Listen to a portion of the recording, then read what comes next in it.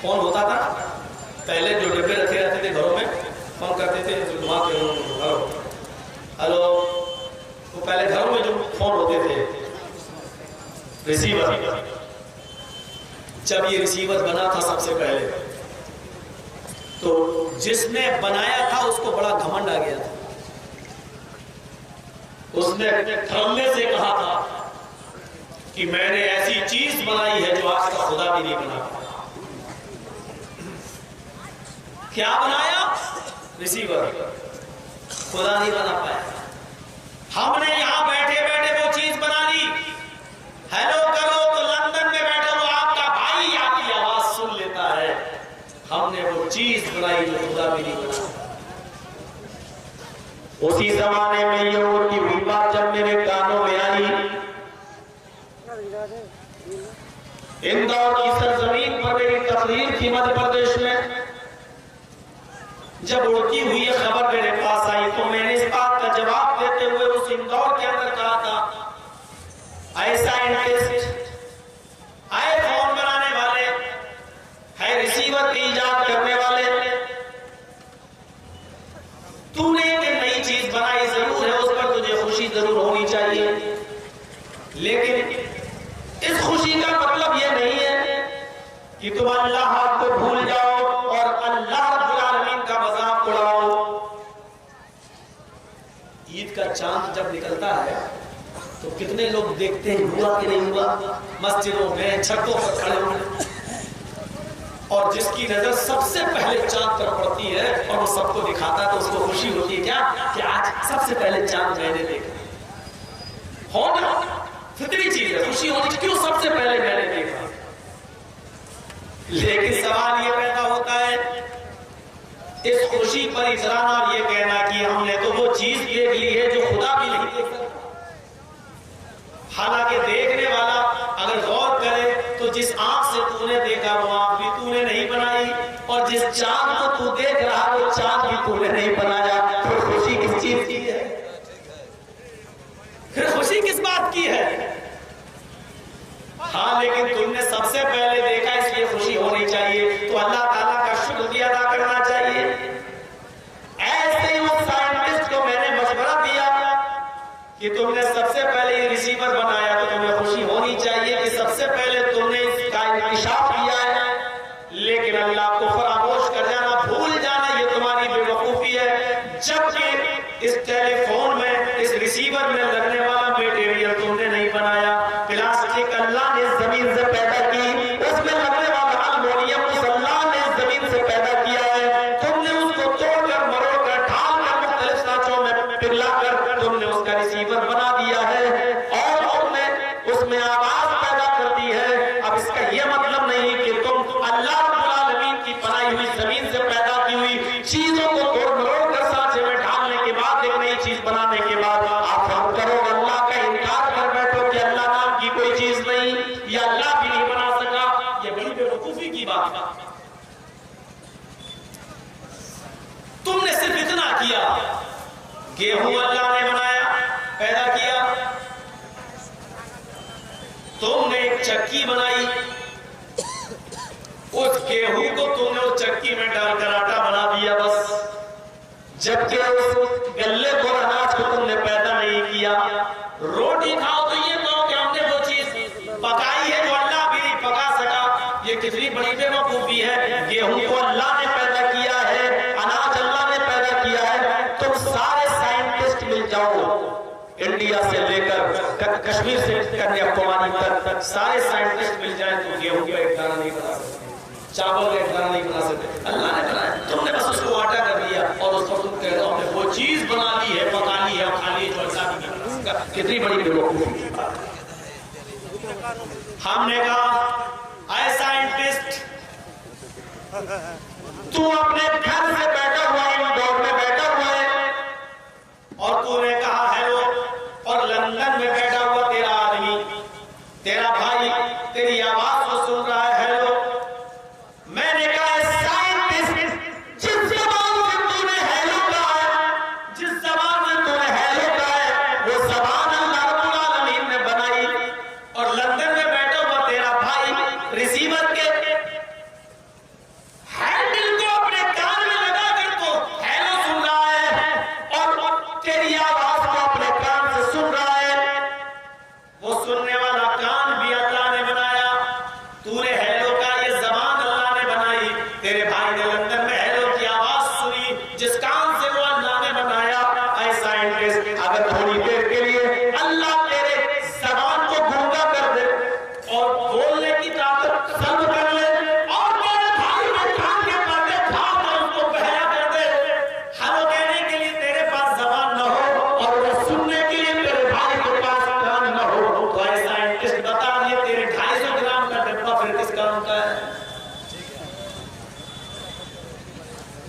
کتنی بڑی نالائکی ہے لوگ اللہ کو.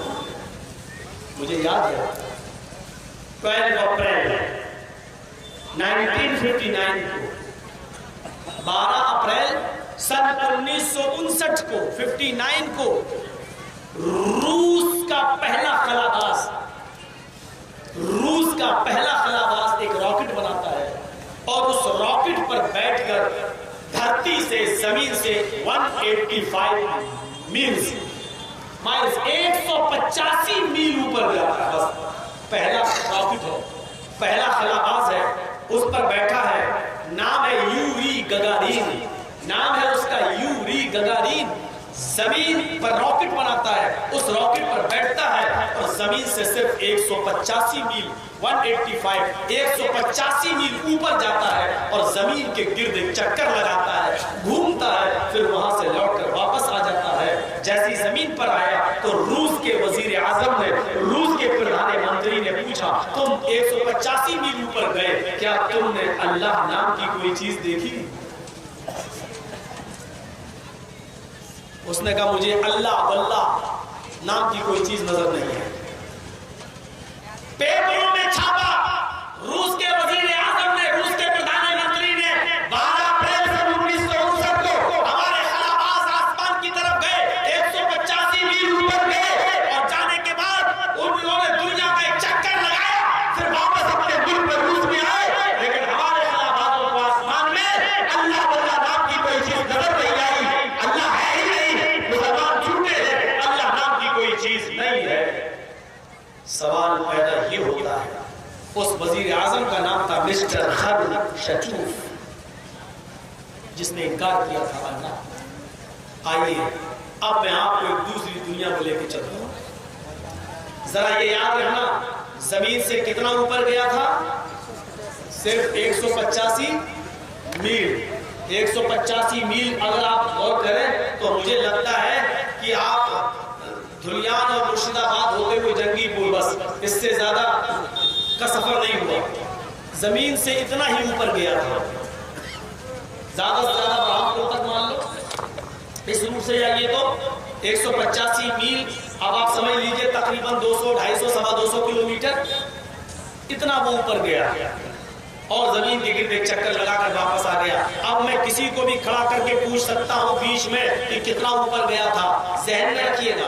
اب میں آپ کو دوسری دنیا میں لے کر چلنا چاہتا ہوں. سوال پیدا یہ ہوتا ہے کہ مسٹر یوری گگارین نے آخر 185 میل اوپر جا کر اس نے دیکھا ہی کیا تھا, جس کی بنیاد پر آ کر اس نے اللہ کا انکار کر دیا, جبکہ ابھی وہ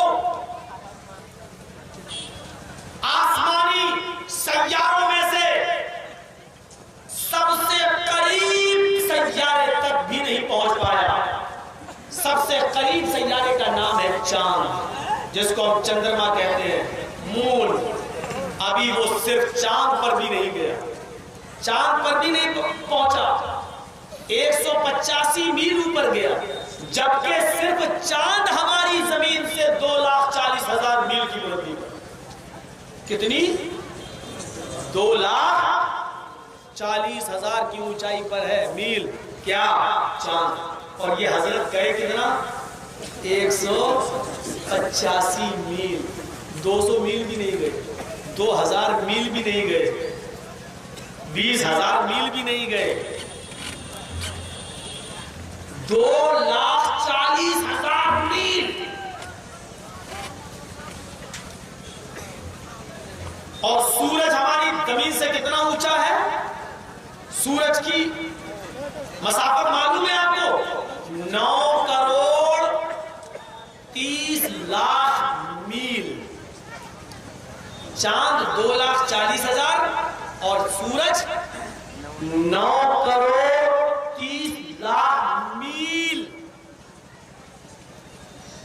آپ نے ذہن میں بٹھائیے گا, ابھی وہ 1 کروڑ میل بھی نہیں گیا. 9 کروڑ تو جانے میں نانی مر جائیں گی. ابھی اتنا سفر بھی نہیں ہوا. 185 میل جانے کے بعد کیا کہتا, ہم نے اللہ واللہ نام کی کوئی چیز نہیں دیکھی. ارے حضرت ابھی تم نے دیکھا ہی کیا تھا؟ سورج کو क्रॉस مان لو، پہلی بات تو سورج تک کوئی پہنچ نہیں پایا، کیونکہ سورج کے اندر جو گرمی ہے ابھی تک سائنٹسٹ ایسی چیز نہیں بنا سکے کہ وہ سورج کی گرمی کے ساتھ کا مقابلہ کر سکے اور وہ چیز لے کر سورج کے اندر گھس سکے۔ چاند میں تو پہنچ گئے، چاند ٹھنڈا تھا، چاند میں تو پہنچ گئے، زمین تک پہنچ گئے، چاند کے اندر جھنڈا بھی لہرا دیا امریکہ نے اپنا، سب کچھ چاند تک ہوا، لیکن سورج تک ابھی جانے میں سب کی اماں اور نانی مر رہی ہے۔ کیوں؟ حالت خراب ہو جائے گی، سورج کے اندر جائے گا کون؟ کیا اس کی زمین پر جب روشنی آتی ہے آسمان سے آتے ہوئے، جب دھرتی پر وہ زمین پر جب روشنی پڑتی ہے تو اس کی گرمی، یہ موجودہ سائنس بتاتی ہے کہ 1,40,00,000 ڈگری سینٹی گریڈ گرمی سورج کے اندر۔ ہمارے یہاں یہ جو چل رہا ہے نا ابھی ہریش چندر پور میں جو سردی، ابھی جو سورج کی گرمی پڑتی ہے، سورج جو روشنی ابھی بھی 22 یا 23 سینٹی گریڈ ہے، 22 یا 23۔ کشمیر میں چلے جائیے تو تھوڑا سا ابھی چل رہا ہے 4 اور 5 مائنس میں چلا جاتا ہے، نیچے آ جاتا ہے، ابھی کنڈیشن نہیں ہے، ابھی صرف 22-23 سینٹی گریڈ حال ہے۔ 1,40,00,000 ڈگری سینٹی گریڈ گرمی، کون سی چیز لے کر تم جاؤ گے؟ ہضم ہو جاؤ گے؟ ایسی چیز ابھی بنا نہیں پائی سائنس۔ اچھا چلو پہنچ گئے، سائنس ترقی کر دی، میں نے مان لیا پہنچ گئے سورج تک۔ سورج گہرا کتنا ہے؟ اب سورج کے اندر سفر کرو، سورج گہرا کتنا ہے آپ کو بتاؤں گا، سنیے۔ سائنس پڑھتے تو ہو لیکن یہ بھی مولوی کو بتانا پڑ رہا ہے، افسوس ہے۔ سوچو سورج گہرا کتنا ہے؟ جس دنیا میں ہم اور آپ رہ رہے ہیں، یہ پوری دنیا، کہ ہریش چندر پور والے مینڈک کو یہ معلوم ہے نا کہ کنواں بس یہی دنیا ہے، کنویں میں ہے تو اس کو معلوم یہی دنیا ہے۔ ہریش چندر پور والے سمجھ یہی بس دنیا ہے، نہیں، دنیا کتنی بڑی، پوری دنیا پر جب غور کرو کتنی بڑی دنیا، کوئی پہنچی نہیں، گھوم ہی نہیں پائے گا پوری دنیا۔ لیکن ایسی 13 لاکھ دنیا، 1 2 3 4 5 6 نہیں، 13 لاکھ دنیا سورج کے اندر گھسیڑو تو گھس جائے گی۔ 13 لاکھ دنیا سورج کے پیٹ میں سما جائے گی۔ اب غور کرو کہ سورج کو پہنچنے کے بعد اگر اس کے آخری کونے تک جانا چاہو تو 13 لاکھ دنیا کا سفر آپ کو کرنا پڑے گا۔ یہ 13 لاکھ دنیا بھی آپ نے کراس کر لی۔ روس کے گدھے سن، یوری گگارین کی جو مر گیا تیری نسلیں سنے، اے کمیونسٹوں سنو، اے اللہ کا انکار کرنے والوں سنو، میں نے مان لیا کہ 13 لاکھ دنیا کو بھی آپ نے کراس کر لیا۔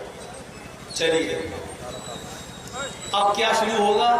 اب شروع ہوگا سیاروں کا دور، قریب سیارہ، قریب ترین سیارہ، سورج کو کراس کرنے کے بعد، دنیا سے نہیں، سورج کو کراس کرنے کے بعد، 13 لاکھ دنیا کو کراس کرنے کے بعد، سورج کے آخری کونے میں پہنچنے کے بعد، وہاں سے قریب ترین سیارے تک جانا چاہو جو اس کے بعد سیارہ ہے، تو قریب ترین سیارے تک جانا چاہو تو عمر چاہیے 40,000 سال کی۔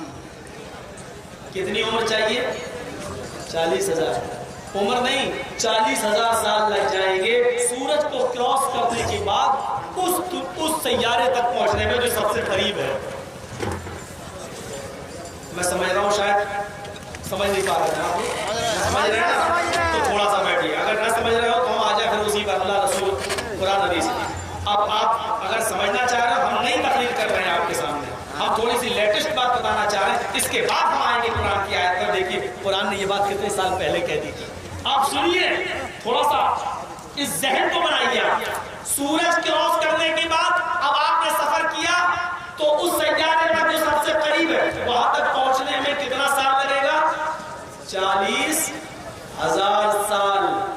لیکن کس راکٹ پر بیٹھو گے، کتنا تیزی کے ساتھ چلتا ہوگا راکٹ، تب 40,000 سال لگیں گے۔ جو ایک گھنٹے میں 40 جو ایک گھنٹے میں 15,000 میل، ایک گھنٹے میں 15,000 میل کی رفتار سے چلتا ہوگا، اڑتا ہوگا، یعنی ایک گھنٹے میں 15,000 میل کی رفتار سے اڑ کر طے کرتا ہوگا، تو اس راکٹ کو وہاں تک پہنچنے میں کتنا سال لگے گا؟ 40,000۔ 100 سال تو آدمی زندہ نہیں رہ پاتا ہے، 40,000 سال، 40,000 سال۔ آپ سنیے اس کے بعد پھر آخری سیارہ آخری، ابھی کہکشاں نہیں، اس کے بعد کہکشاؤں کا دور آئے گا۔ ابھی ہم سیارہ بتا رہے ہیں، یہ قریب سیارہ ہے، یہاں تک پہنچنے کے لیے عمر چاہیے 40,000 سال، لیکن کب؟ جب اس راکٹ پر بیٹھ کر سفر کرو جو راکٹ ایک گھنٹے میں 15,000 میل کی رفتار سے اڑتا ہو۔ ابھی ایسی سواری بنی نہیں ہے انڈیا میں بھی، امریکہ میں بھی 15,000 میل فی گھنٹے کی رفتار سے چلنے والا راکٹ، تو کتنا سال لگے گا؟ 40,000۔ اس کے بعد آخری سیارے تک جانا ہو، اس کے آخری سیارے تک پہنچنا ہو، تو وہاں تک پہنچنے میں عمر چاہیے 40 لاکھ سال۔ 40,000 سال نہیں، 40 لاکھ سال۔ دماغ خراب ہو جائے گا، دیکھ رہے ہیں دماغ خراب ہونے والی باتیں ہیں۔ 40 لاکھ سال، اور وہ بھی 40 لاکھ سال کب لگیں گے؟ 15,000 میل کی رفتار سے اڑنے والا راکٹ نہیں، بجلی، آسمان پر جو بجلی چمکتی ہے اس کی رفتار سے اڑتا ہو، اور آسمان پر جو بجلی چمکتی ہے کڑکتی ہے اس کی رفتار جانتے ہو؟ ایک سیکنڈ میں 1,86,000 میل، 1,86,000 میل۔ کتنا ہے؟ آنکھ بند کرو کھولو، بس 1 سیکنڈ ہو گیا۔ اتنی دیر میں 1,86,000 میل کی رفتار سے جو راکٹ چلے گا، اڑے گا، اس راکٹ کو پہنچنے میں 40 لاکھ سال لگیں گے، اس آخری سیارے تک پہنچنے میں۔ ایک گدھا کہتا ہے 185 میل اوپر گئے، اللہ نظر ہی نہیں ہے۔ 40 لاکھ سال تب لگیں گے۔ اس کے بعد دور آئے گا، ابھی بھی آسمان نہیں آیا پہلا، اب کیا آئے گا؟ کہکشاں، قریبی کہکشاں، بعیدی کہکشاں۔ اب سنیے ایک لیٹسٹ بات آپ کو بتا رہا ہوں، قریبی کہکشاں تک پہنچنے کے لیے، قریبی کہکشاں تک پہنچنے کے لیے عمر چاہیے، پہلی کہکشاں یعنی سیارے کو پار کرنے کے بعد پہلی کہکشاں، بس ہم ختم کر رہے ہیں، میں جانتا ہوں یہ بہت اونچی لیول کی بات ہو رہی ہے، ہمارے سب کے سروں سے اوپر جا رہی ہے۔ اب سنیے بس آخری بات، وہاں قریبی کہکشاں تک جانے کے لیے عمر چاہیے 7 لاکھ سال نوری۔ نوری سال جانتے ہو کس کو کہتے ہیں؟ نوری سال۔ 1,86,000 میل کی رفتار سے جو راکٹ اڑے گا، جو راکٹ چلے گا، وہ راکٹ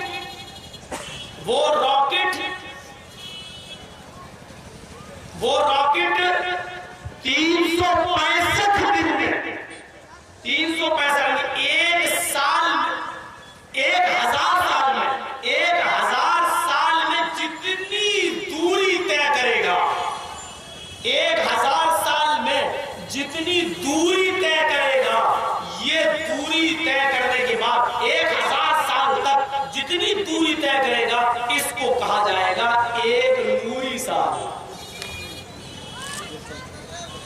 1,86,000 میل کی رفتار سے جو راکٹ اڑے گا، 1,000 سال میں جتنا سفر طے کرے گا، یہ کہلائے گا ایک نوری سال۔ کتنے نوری سال لگیں گے کہکشاں تک پہنچنے میں؟ 7 لاکھ نوری سال، اور آخری کہکشاں تک پہنچنے میں 40 لاکھ نوری سال۔ اس کے بھی بعد اور بہت اوپر پھر ستارے بھی ہیں۔ ایک ستارہ ایسا ہے جس کی روشنی کو زمین پر آنے میں، وہ آسمان پر جو ستارہ چمکتا ہے، ایک ستارہ زہرہ ستارہ، جس ستارے کی روشنی کو زمین پر